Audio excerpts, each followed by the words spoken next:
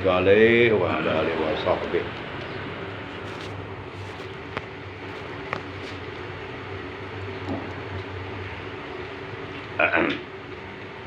Assalamualaikum warahmatullahi wabarakatuh. Waalaikumsalam warahmatullahi wabarakatuh. A'udzu billahi minasy syaithanir rajim. Bismillahirrahmanirrahim. Innal hamdalillah nahmaduhu wa nasta'inuhu wa nastaghfiruh wa na'udzu billahi min syururi anfusina wa min sayyiati a'malina may yahdihillahu fala mudilla lahu wa may yudlilhu fala hadiya lahu. Asyhadu an la ilaha illallah wahdahu la syarika lah iqraram bi rububiyyatihi wa jalalih wa asyhadu anna sayyidana Muhammadan abduhu wa rasuluh al-mustafa min sa'iri khalqi. Allahumma shalli wa sallim wa barik wa sarrif wa karrim ala sayyidina wa habibina wa syafi'ina wa qurrati a'yunina wa maulana Muhammad sallallahu alaihi wasallam Muhammadinil kamil wa ala alihi wa sahbihi salatan la nihayata laha kama la nihayata li kamalika wa adadi kamalih. Amma ba'd. Qala ta'ala a'udzu billahi minasy syaithanir rajim. Bismillahirrahmanirrahim. Wattaqullaha la'allakum tuflihun. Wa qala nabiyyuna sayyiduna wa habibuna wa maulana Muhammad usikum bitaqwallah.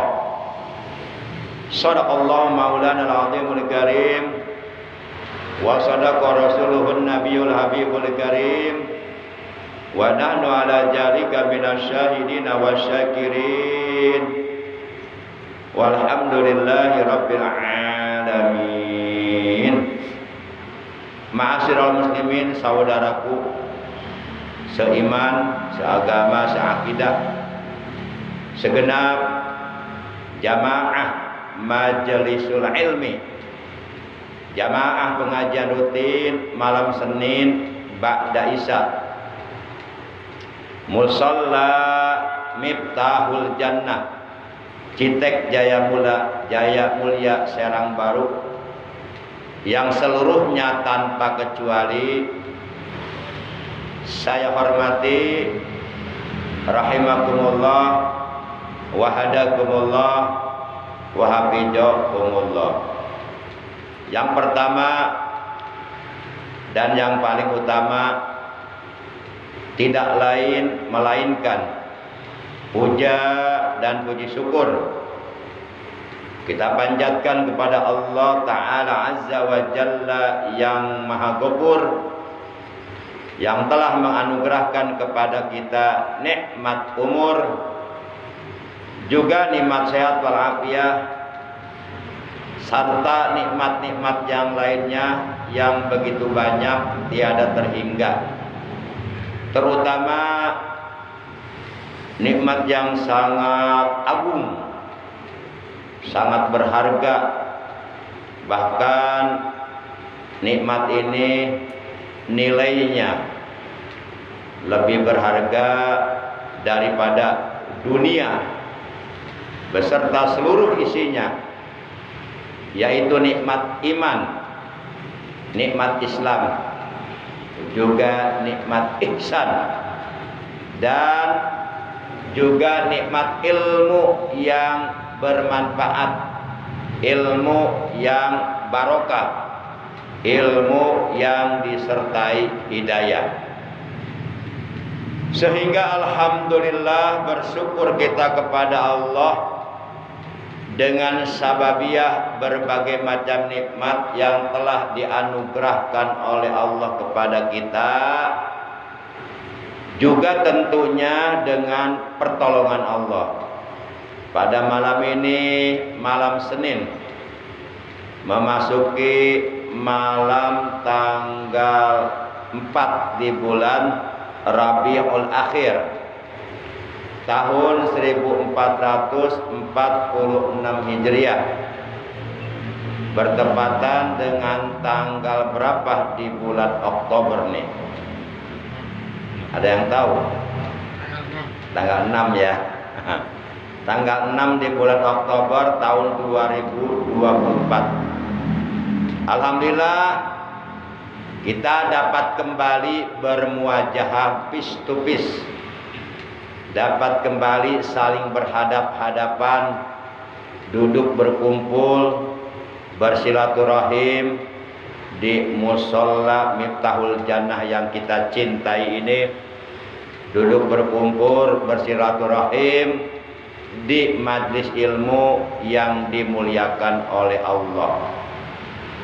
Semoga kita semua yang hadir, juga keluarga kita dan saudara-saudara kita, dengan barokah kita istiqomah duduk di majlis ilmu, kita dan keluarga kita semuanya oleh Allah selalu dianugerahi sehat walafiat, jahiratan au kanat batinah, fi taatillah wa fi taati Rasulillah sallallahu alaihi wasallam. Yang penting sehat dulu. Kesehatan itu mahal. Akan terasa mahalnya kesehatan di saat kita sedang dalam keadaan sakit. Baru terasa tuh, oh ternyata sehat itu penting. Sehat itu mahal. Dalam keadaan sakit, ketika kita dalam keadaan sakit, uang yang banyak itu nggak ada artinya. Istri yang cantik nggak dilihat lagi. Apapun nggak ada artinya. Cuma satu yang diinginkan oleh orang yang sakit. Apa coba? Ingin sembuh, ingin sehat. Makanya bersyukur kita. Dikasih nikmat sehat aja udah luar biasa kita bersyukur. Nikmat sehat ini modal. Modal yang paling pokok, paling utama untuk kita beraktivitas, untuk kita melakukan berbagai macam kegiatan yang bermanfaat, kegiatan-kegiatan yang mengandung nilai-nilai ibadah, kegiatan-kegiatan yang sesuai dengan ridho Allah. Yuk kita manfaatkan nikmat sehat ini, jangan disia-siakan, manfaatkan seoptimal mungkin, semaksimal mungkin.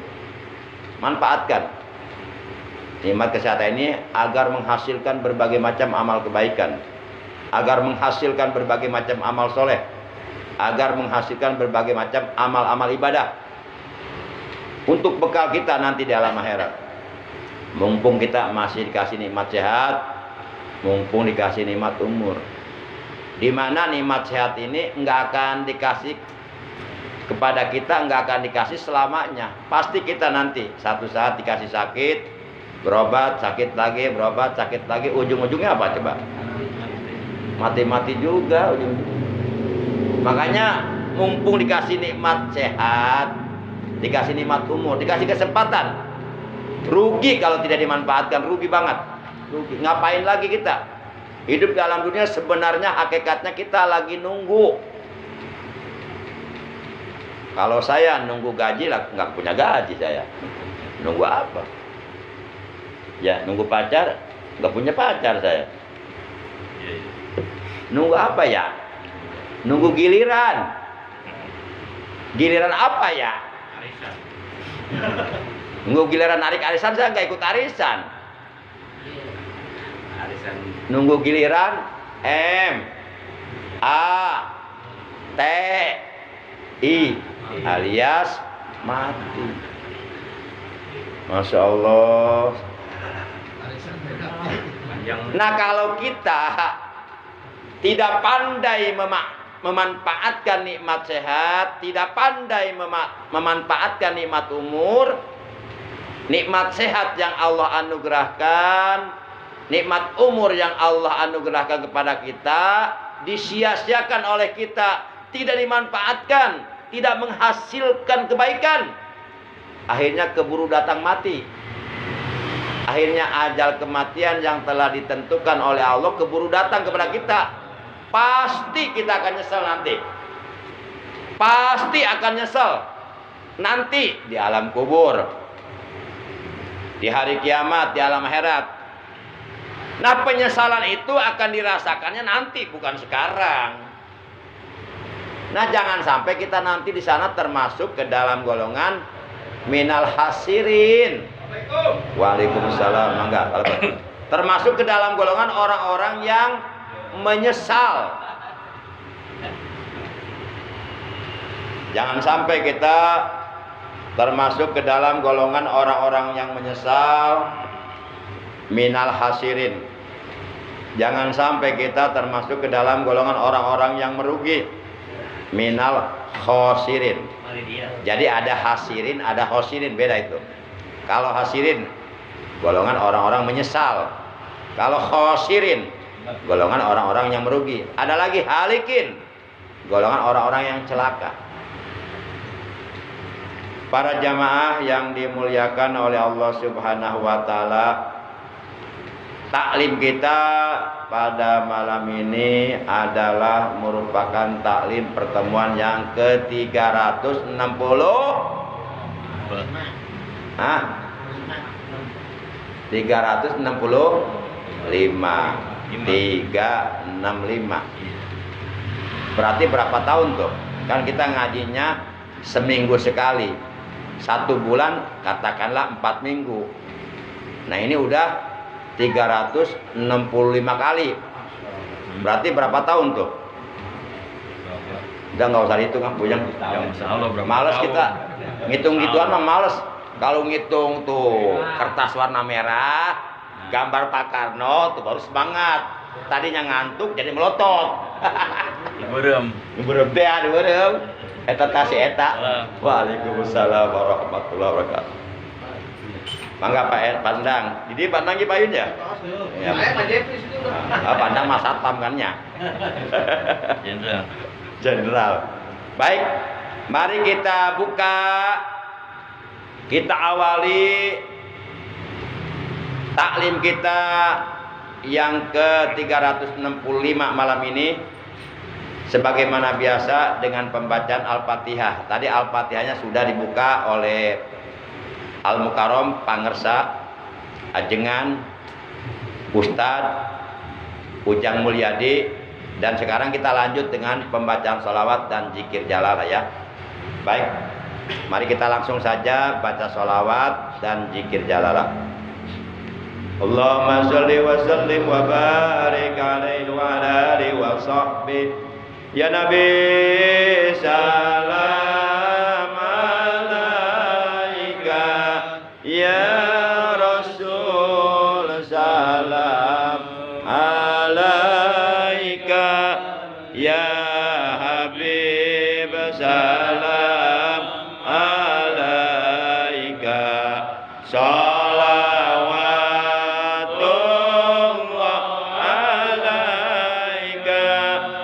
Asyraqal kaunu batihajan biwujudil Mustafa Ahmad wali alil kauni usun wa sururun kata jadad. Allah ya Nabi salam alaika, ya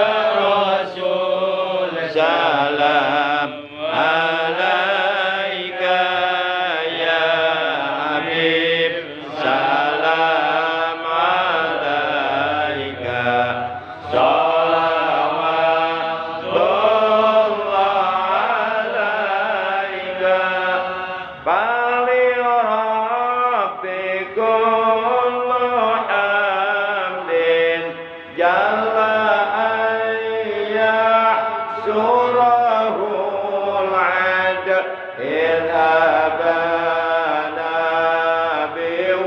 بوجود المصطفى الهادي محمد يا نبي سلام عليك يا رسول سلام عليك يا حبيب سلام عليك صلوات الله عليك مرحبا مرحبا يا نور العين مرحبا مرحبا جد الحسين يا رسول الله أهلا مرحبا مرحبا بك إنا بك نسعد مرحبا مرحبا يا نبي سلام عليك مرحبا مرحبا يا رسول سلام عليك مرحبا مرحبا وبجاه يا إلهي مرحبا مرحبا جد وبلغ كل ما قصد مرحبا مرحبا يا نبي سلام عليك مرحبا مرحبا يا رسول سلام عليك مرحبا مرحبا واهدنا نهج سبيله كي به نسعد ونرشد ربي بلغنا بجاهه في جواري خير ما كعاد صلى الله على محمد مرحبا صلى الله عليه وسلم مرحبا صلى الله على محمد مرحبا صلى الله عليه وسلم مرحبا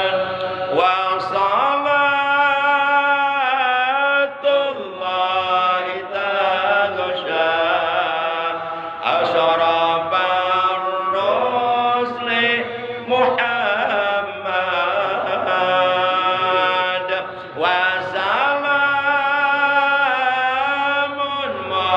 مستمر كل حين يتجدد صلى الله على محمد صلى الله عليه وسلم مرحبا صلى الله على محمد مرحبا يا رب صل عليه وسلم مرحبا اللهم صل وسلم وبارك عليه وعلى اله وسلم.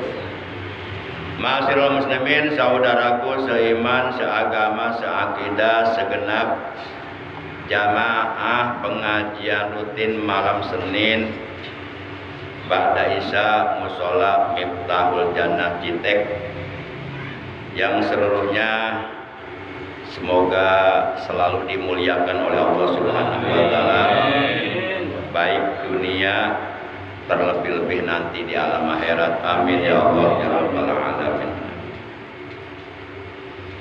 Insyaallah pada pertemuan taklim kita yang ke-635 malam ini,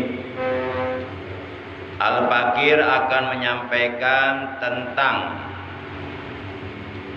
keutamaan atau fadilah, keistimewaan, keuntungan atau pahala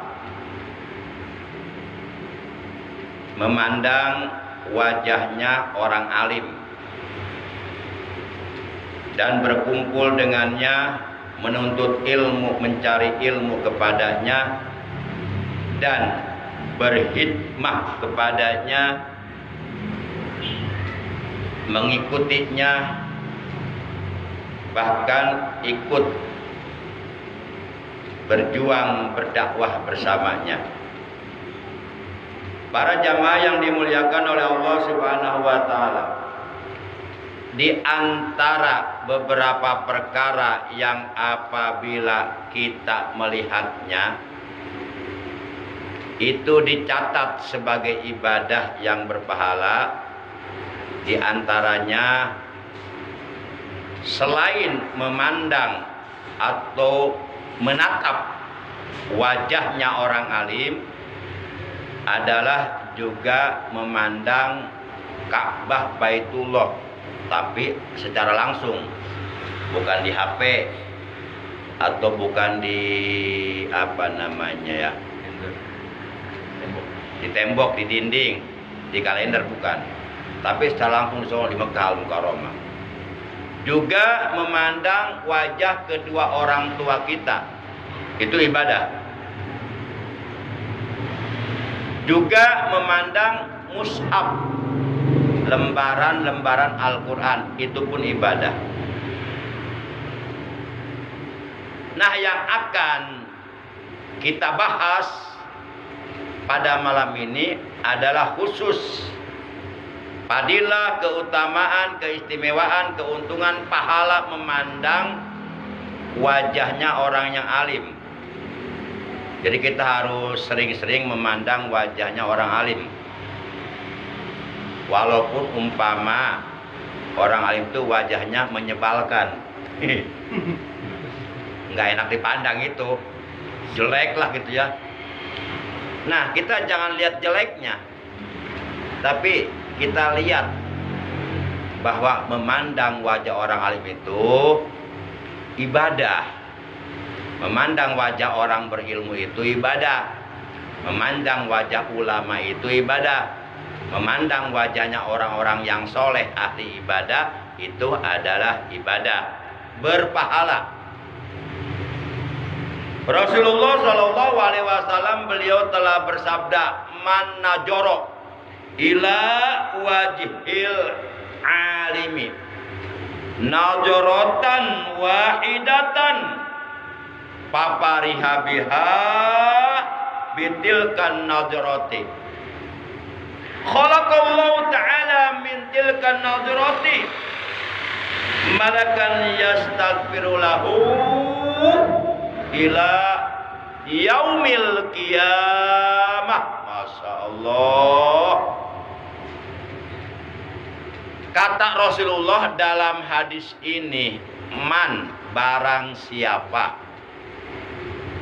najoro, yang memandang atau yang melihat atau yang menatap, ila wajhil alimi, kepada wajahnya orang alim.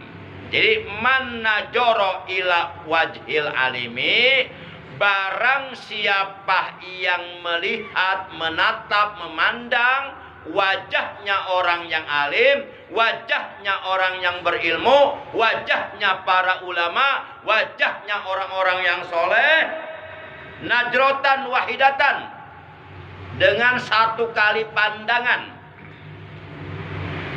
Dengan satu kali pandangan. Papariha biha bitilka najroti. Lalu ia merasa senang, merasa gembira dengan sebab memandang wajahnya orang alim tersebut.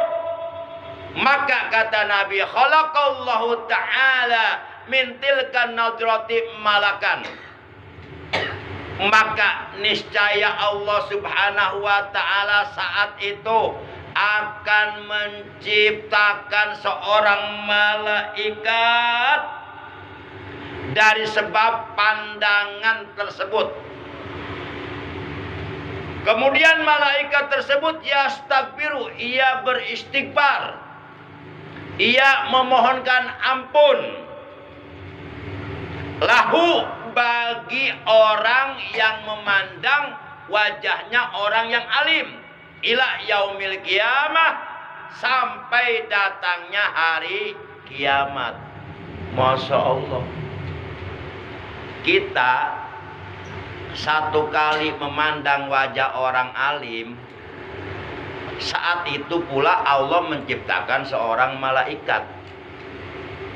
Jadi satu kali pandang Allah ciptakan satu malaikat. Kalau dua kali, dua malaikat. 100 kali, 100 malaikat Allah ciptakan. Dan malaikat yang Allah ciptakan itu yastaghfirulahu ila yaumil kiamah, sampai datangnya hari kiamat, tiada berhenti-hentinya beristighfar, memohonkan ampun. Untuk siapa? Untuk orang yang telah memandang wajahnya orang alim. Di malaikat memohonkan ampun kepada Allah. Ya Allah, ampuni dosanya si Fulan bin Fulan yang telah memandang wajahnya orang alim. Ya Allah, ampuni dosanya si Fulan bin Fulan yang telah memandang wajahnya orang alim dengan rasa mahabbah, rasa cinta. Ya Allah, ampuni dosanya si Fulan bin Fulan yang telah memandang wajahnya orang alim. Terus nggak berhenti-berhenti sampai datangnya hari kiamat. Kata kita, itu malaikat nggak capek? Ya malaikat mah nggak ada perasaan capek. Emang kita manusia. Malaikat itu bukan manusia. Malaikat itu nggak makan. Malaikat itu nggak tidur. Malaikat itu nggak ada rasa capek. Malaikat itu nggak ada perempuan, nggak ada laki-laki. Malaikat itu ibadul mukramun, hamba-hamba Allah yang dimuliakan oleh Allah. La ya'sunallaha ma amarahum wa yaf'aluna ma yu'marun. Hamba-hamba Allah yang dimuliakan oleh Allah, yang tidak pernah berbuat durhaka kepada Allah. Apapun yang Allah perintahkan segera dilaksanakan oleh malaikat. Malaikat adalah makhluk tanpa alternatif, diciptakan oleh Allah hanya untuk taat. Makanya nggak ada malaikat berbuat salah. Nggak ada malaikat berbuat salah. Malaikat Jibril salah menyampaikan wahyu. Seharusnya wahyu itu sampaikan kepada Nabi Muhammad, malah disampaikan ke siapa ya? Nggak mungkin itu, nggak mungkin. Atau malaikat Jibril korupsi ayat. Ada ayat yang nggak disampaikan kepada Nabi Muhammad, nggak mungkin. Masya Allah. Itu keuntungan. Makanya kalau bisa nih, atau saya boleh nanya nggak nih? Boleh nggak nanya? Kalau perlu saya bayar nih. Jawab jujur ya. Ini kita sekarang lagi ngaji nih. Kita niatnya dalam hati thalabul ilmi, semata-mata menjalankan kewajiban, menjalankan perintah Allah karena Allah, untuk mencari ridha Allah. Nah, kira-kira menurut bapak-bapak nih, orang-orang yang sedang duduk di majelis ilmu, sedang menuntut ilmu, sedang mendengarkan ilmu-ilmu agama yang disampaikan oleh narasumber berdasarkan Al-Quran, Al-Hadis, dan maqalatul ulama, kira-kira menurut Bapak, itu para jamaah bagusnya mendengarkannya sambil merem apa sambil memandang wajah orang alim? Kira-kira para jamaah mendengarkan tausiahnya, mendengarkan paparan ilmunya, pahalanya lebih besar sambil merem apa sambil memandang kepada narasumber? Memandang. Oh, jauh pahalanya. Betul. Kita duduk di majlis ilmu, niat thalabul ilmi sambil tidur berpahala betul, tapi pahalanya sedikit. Masih banyakkan pahala memperhatikan, telinga mendengarkan, akal pikiran menyimak, memahami, mata memandang. Itu luar biasa pahalanya. Jadi nggak boleh tidur kalau ngaji maksudnya. Begitu maksudnya mah. Iya, ya, paham. Paham nggak maksudnya? Paham. Iya. Coba jawab jujur. Bapak-bapak kesini mau ngaji mau tidur? Tidur ngaji. Wah. Parah ya. Al-Mukarram parah ini. Al-Mukarram nyontain nggak bener ini. Ngapain aja tidur? Coba jawab jujur. Bapak-bapak kesini niatnya mau ngaji apa mau tidur? Ngaji. Mata merem. Ngaji mata merem. Para jemaah, nah itu keuntungannya. Jadi kata Rasulullah, man najara ila wajhil alimi najratan wahidatan papariha biha bitilkan najrati khalaqallahu ta'ala min tilkan najrati malakan yastaghfiru lahu ila yaumil qiyamah. Artinya, barang siapa yang memandang wajahnya orang alim, memandang wajah guru kita ketika guru kita sedang menerangkan ilmu, baik itu di rumahnya atau di majlisnya atau dimanapun, dan ataupun bahkan sedang ngobrol sama guru kita, tapi kita sambil ngobrol sambil memandang wajahnya. Intinya barang siapa yang memandang wajah gurunya, wajah orang alim, dengan dibarengi rasa mahabbah dalam hati, rasa cinta kepada guru, ikhlas mencintai guru karena Allah, ikhlas mencintai orang alim karena Allah, maka di saat orang tersebut memandang wajah gurunya, wajah orang alim dengan penuh rasa cinta mahabbah kepadanya, saat itu pula Allah ciptakan seorang malaikat untuk satu kali pandangan. Jadi pandang terus jangan berhenti dulu. Nah, berarti banyak jumlahnya itu. Tapi tetap mata ngedip, mata melotot terus, nggak ngedip. Ini mah gimana tudaan? Ini bahasa apa itu? Ini mah gimana tudaan? Kalau mandang guru, mandang wajah guru, males. Gurunya juga jelek, nyebelin. Kalau mandang wajah orang alim males, tapi kalau mandang jamur, jamur, janda muda di bawah umur yang cantik, muni melotot terus. Wah, itu salah penerapan itu. Salah.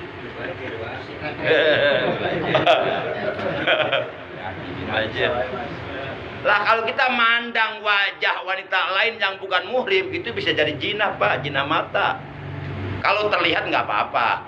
Kata Sayyidina Ali, najratul laka, najratul ula laka, wasaniyah alaika. Penglihatan pertama, pandangan pertama yang terlihat tidak disengaja, itu rezeki kamu katanya.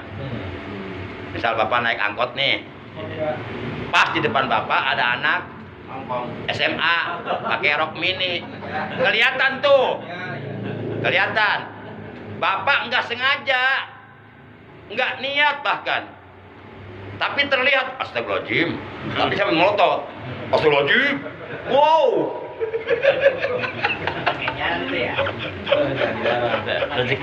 Rezeki. Nah kalau tidak sengaja, namanya terlihat, itu rezeki katanya. Pandangan pertama, tapi kalau diteruskan dengan pandangan kedua dan berikutnya, bahkan melotot terus, kata Sayyidina Ali, alaika itu dosamu. Dosa. Para jamaah yang dimuliakan oleh Allah. Nah kira-kira mendingan mandang orang alim, mendingan mandang wajah orang alim, apa mendingan mandang wajah wanita lain yang cantik yang bukan muhrim kira-kira? Alim. Ini pertanyaan, ini jawabannya harus dari iman, bukan dari nafsu. Kalau dari nafsu pasti tuh udah ketahuan. Yang saya jawaban dari iman, bukan dari hawa nafsu.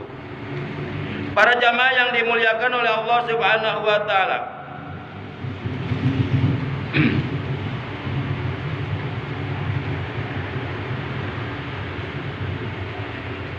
Sayyidina Ali bin Abi Thalib karramallahu wajhah wa radhiyallahu ta'ala anhu, beliau pernah berkata bahwa memandang wajahnya orang alim itu adalah ibadah. Jadi an-najratu ila wajhil alimi ibadatun. Memandang wajahnya orang alim itu ibadah, berpahala. Jadi ada pahalanya. Dan akan menjadi cahaya dalam pandangan, cahaya di dalam hati. Dengan sebab kita memandang wajahnya orang alim, maka Allah akan memberikan cahaya di hati kita. Kalau kita memandang wajahnya orang alim dengan rasa cinta, bukan rasa benci, nanti hati kita diterangkan oleh Allah, dibuka hati kita. Para jamaah itu kata Sayyidina Ali, maka apabila orang yang alim duduk di majlis ilmu untuk mengajarkan ilmu agama, maka baginya pada setiap satu masalah yang diterangkannya di majlis ilmu adalah sebuah gedung di dalam sorga. Masya Allah. Ketika orang yang alim mengajarkan ilmu agama di majlisnya, setiap satu pembahasan yang dibahas oleh orang alim dan kita mendengarkannya, maka Allah bangunkan untuk orang-orang yang mendengarkannya satu gedung mewah di dalam surga. Nanti akan terasa untungnya duduk di masjid nanti di surga, bukan sekarang. Nanti, karena tempat menerima balasan pahala adalah nanti di akhirat. Sekarang mah kita lagi diuji. Sabar enggak nih ngajinya nih? Ngereyeh mual ya. Istiqomah mah lagi diuji. Nah kalau kita enggak sabar, enggak istiqomah, berhenti ngajinya, nanti di sana kita nyesel. Begitu diperlihatkan pahala ngaji sama orang-orang yang istiqomah, kita kebita. Sayang baheula urang ngajina eureun.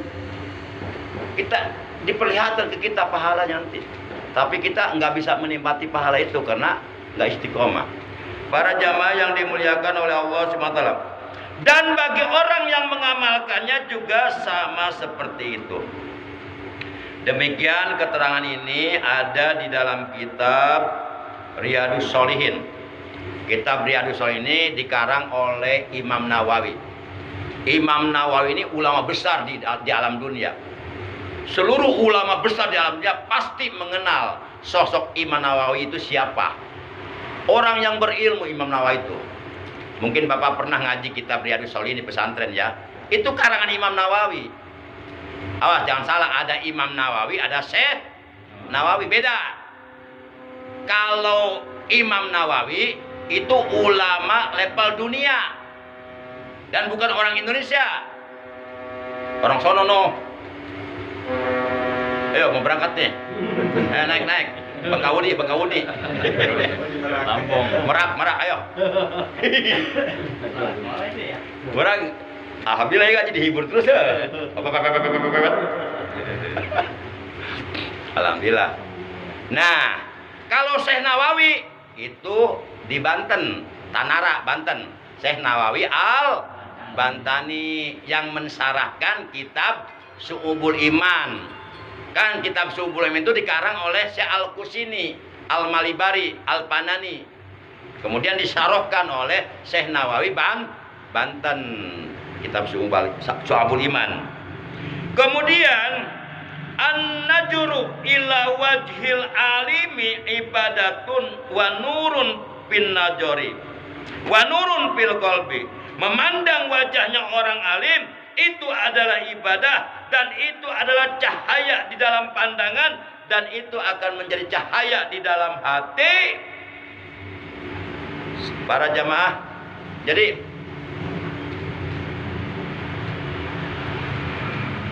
beruntung sekali kalau kita sering bertemu dengan orang alim, sering berjumpa dengan orang alim, sering bersilaturahim dengan orang alim, sering duduk bareng, makan bareng, jalan bareng dengan para ulama, dengan orang-orang alim, itu keuntungan besar.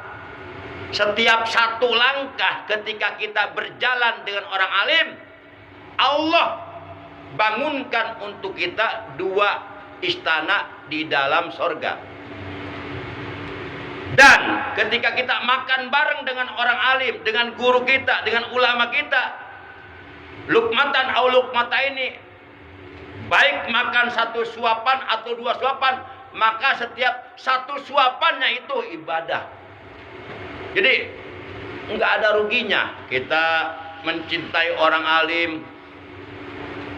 kemudian duduk di majlisnya orang alim, bersilaturahim kepada orang alim, bertanya kepada orang alim tentang hukum agama, kemudian menuntut ilmu kepada orang alim, berbakti, berkhidmat, memuliakan orang alim, nggak ada ruginya. Rasulullah Shallallahu Alaihi Wasallam beliau telah bersabda, man akroma aliman faqad akromani li'annahu habibi wa man akromani faqad akramallaha li'anni habibu wa man akramallaha fama'wahul jannah. Rasulullah Shallallahu Alaihi Wasallam bersabda yang artinya, hadisnya yang tadi yang saya sampaikan, sekarang kita artikan hadisnya. Barang siapa yang memuliakan orang alim, kalau memuliakan berarti mencintai. Karena logikanya enggak mungkin seseorang akan memuliakan kepada orang alim kalau di hati orang tersebut tidak ada cinta kepada orang alim. Oleh karena cinta kepada orang alim, akhirnya dia berusaha memuliakan orang alim, menghormat orang alim, takjim, takrim kepada orang alim.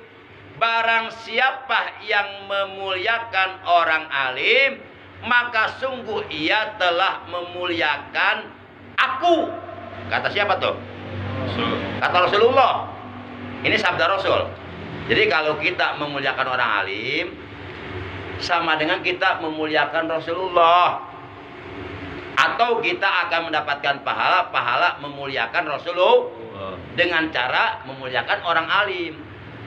Kenapa Rasulullah mengatakan demikian? Barang siapa yang memuliakan orang alim, maka sungguh ia telah memuliakan aku. Kenapa? Karena kata beliau begini, li'annahu habibi. Ini kata Rasulullah, li'annahu habibi. Li'annahu karena satu hune utawi iku wong kang alim, iku habibi kekasih ingsun. Li'annahu habibi, karena sesungguhnya orang alim itu adalah kekasihku. Kata siapa tuh? Rasulullah yang mengatakan. Rasulullah aja mengakui bahwa para ulama itu, orang-orang itu kekasihnya. Nah, kalau Rasulullah aja mencintai para ulama, kita umat Rasul membenci para ulama, berarti bertolak belakang kita dengan akhlak Rasul. Orang yang cinta Rasul pasti cinta ulama, nggak mungkin. Nah, kalau orang benci ulama, itu sebagai tanda dia nggak cinta Rasul. Kalaupun dia mengaku cinta Rasul, itu dusta, bohong. Sama aja kita banyak bersolawat kepada Rasul sebagai tanda cinta kita kepada beliau, tapi kita membenci ahlul baitnya. Sama aja kita berdusta atas solawat yang kita baca. Bohong solawatnya itu. Bagaimana mungkin orang yang cinta sama Nabi tapi membenci keluarga Nabi? Itu nggak mungkin. Nah, kalau ada yang begitu, berarti itu bohong cintanya. Bohong. Jadi begitu, karena sesungguhnya orang alim itu adalah kekasihku, kata Rasulullah. Kemudian beliau melanjutkan sabdanya, waman akromani, dan barang siapa yang memuliakan aku, faqad akramallah, maka sungguh ia telah memuliakan Allah. Jadi kata Nabi, barang siapa yang memuliakan aku, maka sungguh ia telah memuliakan Allah. Kalau kita memuliakan orang alim, berarti sama dengan kita memuliakan Rasulullah. Karena orang alim kekasih Rasulullah. Dan kalau kita memuliakan Rasulullah, berarti sama dengan kita memuliakan Allah. Kenapa? Li'anni habibuh, kata Rasulullah. Karena aku ini oleh Allah dijadikan kekasihnya. Allah menjadikan Rasulullah sebagai kekasihnya. Satu-satunya manusia yang diciptakan oleh Allah dari mulai Nabi Adam hingga manusia terakhir nanti di hari kiamat. Satu-satunya manusia yang paling dicintai oleh Allah, kekasihnya Allah adalah baginda kita yang mulia Nabi besar Muhammad Sallallahu Alaihi Wasallam. Seandainya Allah tidak menciptakan nur Muhammad, cahaya Muhammad, kita nggak bakalan ada. Kita ini nggak ada apa-apanya sebenarnya. Kita bisa menjadi mulia karena Rasulullah. Dan orang yang memuliakan Rasulullah pasti dimuliakan oleh Allah. Pasti dimuliakan oleh Allah. Nah, gitu. Kan Allah pernah berfirman kepada Nabi Adam di dalam surga. Ya Adam, innahu ahabul khalqi ilayya. Laula lahu la khalaqtuka, kata Allah. Adam, kata Allah, sesungguhnya Muhammad itu adalah kekasihku. Satu-satunya manusia yang paling aku cintai. Seandainya aku tidak menciptakan nur Muhammad, maka aku tidak akan pernah menciptakan engkau Adam. Tuh, Nabi Adam nggak akan diciptakan oleh Allah kalau Allah tidak menciptakan nur Muhammad. Nah, pertanyaan saya, seandainya Nabi Adam oleh Allah tidak diciptakan, kira-kira kita ada nggak ini? Ada. Nggak ada, karena kita keturunan Nabi Adam, bukan keturunan monyet, kata si Darwin. Darwin, dengerin gua ngomong lo. Manusia keturunan monyet, kata si Darwin. Gua mah keturunan Nabi Adam, Darwin. Yang keturunan monyet cukup kamu aja sendiri. Ayo si Darwin dia. Lewat tadi. Darwin. Iya, itu teori si Darwin nggak gitu ya? Katanya. Itu pelajaran apa itu? IPA ya? IPS? IPA ya? Aduh, Mang Darwin. Manusia keturunan monyet. Iya. Siapa yang mau keturunan monyet? Lu aja sendiri keturunan monyet. Jangan ngajak orang lain. Kita mah keturunan Nabi Adam mulia. Walaqad karomna bani Adam. Sungguh kata Allah telah kami muliakan keturunan Adam di daratan, di lautan. Mulia kita mah. Masya Allah. Enak aja dibilang keturunan monyet. Lu aja sendiri. Jangan ngajak-ngajak gua lu. Para jamaah yang dimuliakan oleh Allah Subhanahu wa taala. Kemudian kita lanjutkan. Ini belum selesai. Udah jam 9 belum nih? Kita pas sampai jam 9 ya, Bojang ya. Baru jam 8. Jam 7 kali.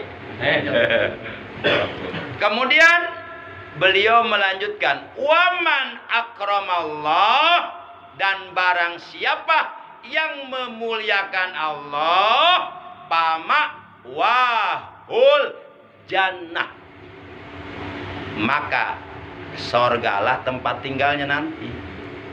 Jadi kalau kita memuliakan Allah, di akhirat kita akan ditempatkan di sorga yang penuh dengan berbagai macam kenikmatan-kenikmatan yang sempurna, kenikmatan-kenikmatan yang tiada tara, tiada banding, kenikmatan-kenikmatan yang luar biasa, kenikmatan-kenikmatan yang nikmatnya sama sekali tidak bisa dibayangkan seperti apa nikmatnya. Nggak bisa dibayangkan. Dan jangan dibayangkan nikmat di surga. Mendingan kita beriman, beramal soleh supaya terbukti nikmat surga untuk kita. Karena kita dimasukkan ke surga. Ngapain ngebayangin nikmat surga? Nggak bakal nyampe. Untung dihayal surga mah. Dibuktikan ku amal perbuatan, ibadah. Insya Allah akan terasa. Masya Allah. Jadi kita tarik. Kita akan dimasukkan oleh Allah ke dalam surga kalau kita memuliakan Allah. Kita akan disebut sebagai orang yang telah memuliakan Allah kalau kita memuliakan Rasulullah kekasihnya. Dan kita akan disebut sebagai orang yang memuliakan Rasulullah kalau kita bisa memuliakan orang alim. Karena orang alim kekasihnya Rasulullah. Jadi mustahil kita bisa dimuliakan oleh Allah, mendapatkan kecintaan Allah langsung tanpa melalui orang alim, tanpa melalui guru-guru kita. Ada wasilah atuh, nggak ujug-ujug. Kita bisa baca Quran nggak ujug-ujug, bisa belajar dulu. Ada wasilah ke guru kita, bisa baca Quran. Jangan kayak orang-orang Wahabi, ngapain katanya melalui ulama. Udah aja langsung Quran, hadis. Emang lu ahli Quran apa? Emang lu ahli tafsir apa? Bahaya mentafsirkan Al-Quran kalau tidak menguasai 12 disiplin ilmu agama, itu bisa sesat. Kan Rasulullah memberikan peringatan, warning. Bahasa Citek warning. What you understand to make warning? Yes. Yes, sir. You can speak English? Sedikit. Little. I love you. Hore. Nah, Rasulullah sudah memberikan peringatan, man pasarul Qur'ana bi ra'ihi falyatabawa maq'adahu minan nar. Barang siapa coba-coba berani-berani mentafsirkan Al-Quran bukan dengan ilmu tapi dengan kemauan otaknya, maka bersiap-siaplah menempati tempatnya di neraka. Awas, hati-hati. Al-Quran itu nggak mudah untuk dipahami. Kita kalau ingin mentafsirkan Al-Quran, ingin menggali isi Al-Quran, minimal kita harus menguasai di 12 disiplin ilmu. Ilmu nahu, ilmu sorob, ilmu balagoh, ilmu mantek, ilmu bayan, ilmu fikih, usul fikih, bahasa Arab kuasai. Ini mata Quran aja belepotan, berani-berani mentafsirkan Quran, itu nggak tahu diri namanya. Contoh nih, di Quran ada satu ayat nih, coba Bapak tafsirkan, bisa nggak nih? Tafsirkan nih. Di Quran ada satu ayat, wa'bud rabbaka hatta ya'tiyakal yaqin. Kalau diartikan nih secara harfiah, beribadahlah kamu kepada Tuhanmu sampai kamu yakin. Coba tafsirkan, maksudnya apa itu?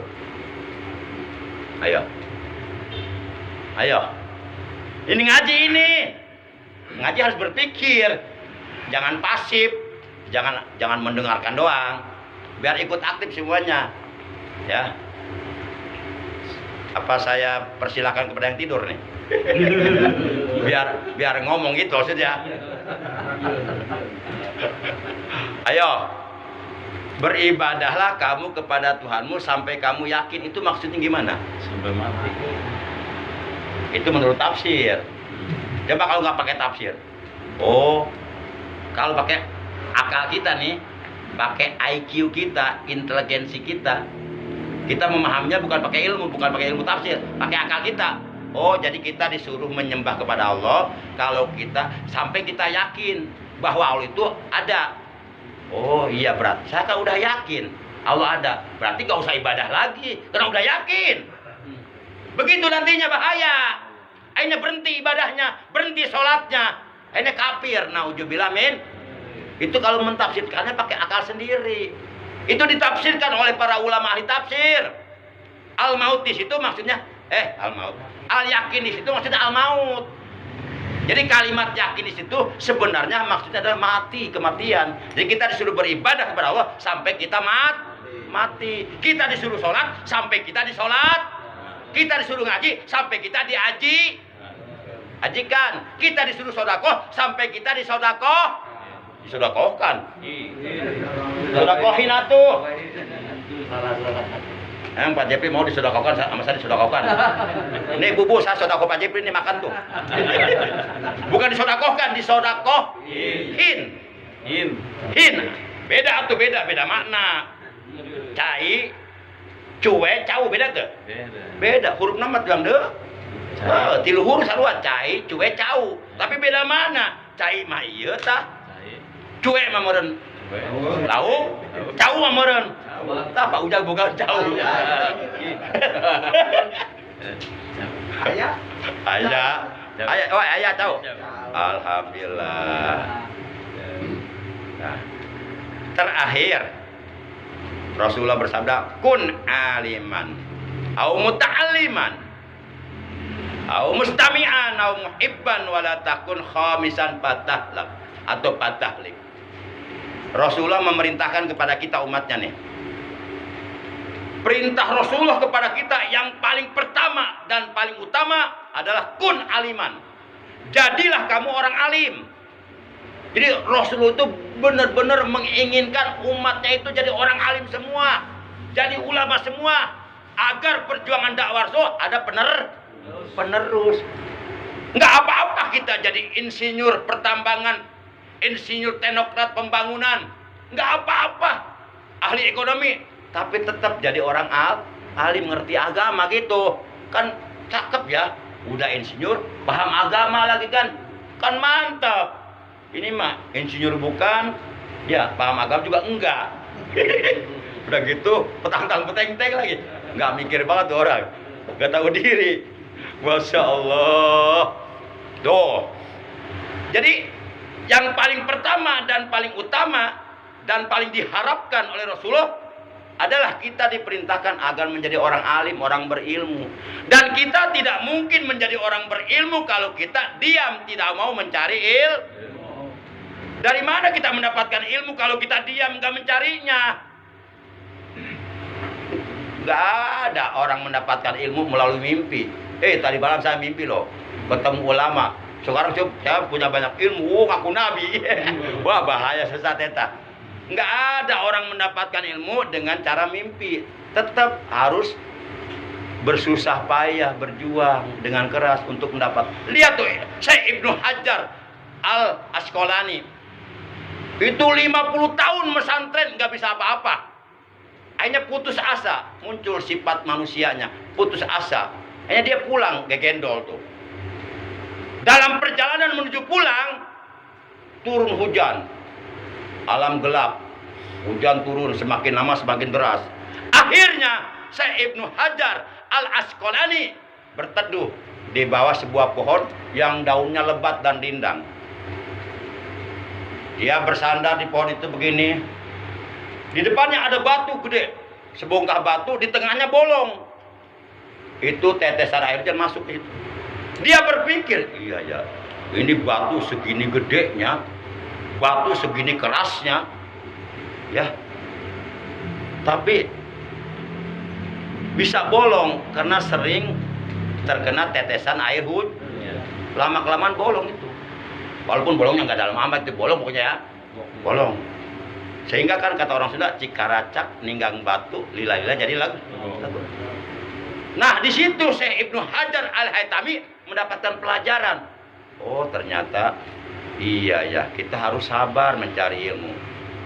Walaupun saya mencari ilmu sudah 50 tahun belum bisa apa-apa, tapi saya harus sabar. Saya harus kembali lagi ke pondok, nggak jadi pulangnya. Batu aja yang keras bisa bolong dengan air hujan, apalagi kita, otak kita walaupun bebel, tapi kalau terus mencari ilmu insya Allah ada perubahan gitu. Nah kita berpikirnya positive thinking. Segitu teh mencari ilmu, nggak bisa ngaji, apalagi sama sekali nggak mau mencari ilmu, mual pisan meureun.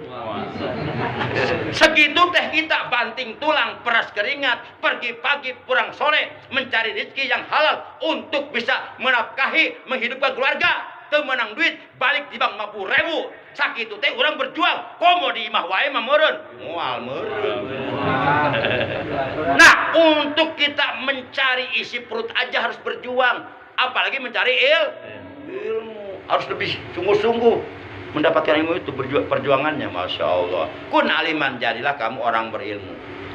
Nah, kalau umpama kita sudah berusaha mencari ilmu supaya kita nantinya menjadi orang alim, paham agama, bisa melaksanakan ibadah dengan didasari ilmunya, tapi ternyata Allah tidak menghendaki kita menjadi orang alim, karena seseorang akan menjadi orang alim itu pasti atas kehendak Allah. Kalau nggak ada kehendak Allah nggak bisa. Saya nggak ada cita-cita jadi begini, nggak ada. Malah cita-cita saya yang pengen jadi tentara dulu. Sempet saya daftar.